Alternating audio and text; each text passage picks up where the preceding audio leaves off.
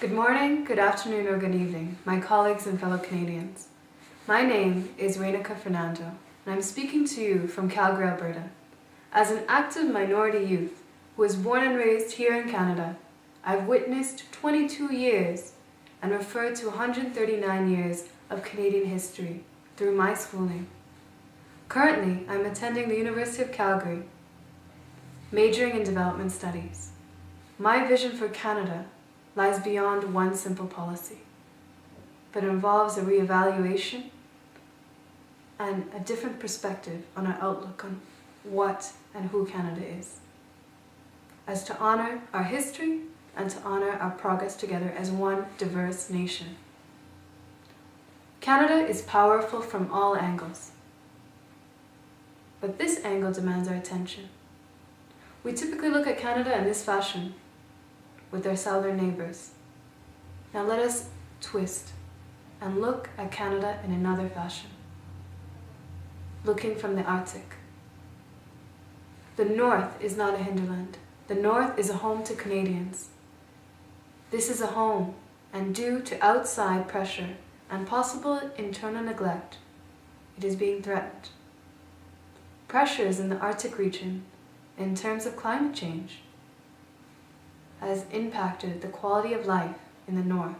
Since the sea ice has melted due to climate change, Arctic sovereignty is at stake, with our Northwest Passage being an important trading route locally and internationally.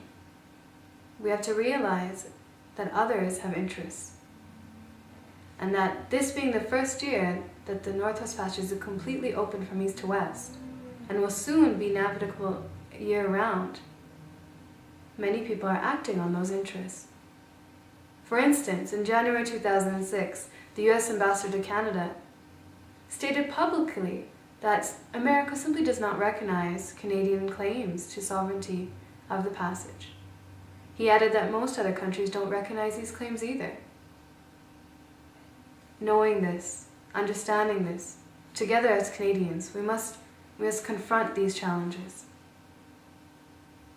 We must develop a plan now. As Prime Minister, I have 3 priorities: mending divides, managing our resources, and mobilizing minds. Mending divides. Canadians are one, yet beautifully diverse people, and we must respect the collective knowledge that this diversity brings. We must ensure that voices of the Inuit are incorporated into policy and subsequent action. Roundtables must be conducted with the communities, where each stakeholder has the power to represent their interests. We must ensure that commercial interests do not override the interests of those in their home.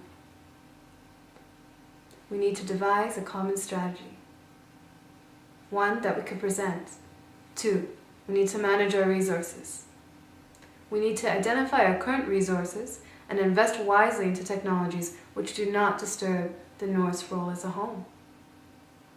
We realize the value of the North. Surveys estimate that about 25% of the world's undiscovered fossil fuels are on the floor of the Arctic Ocean.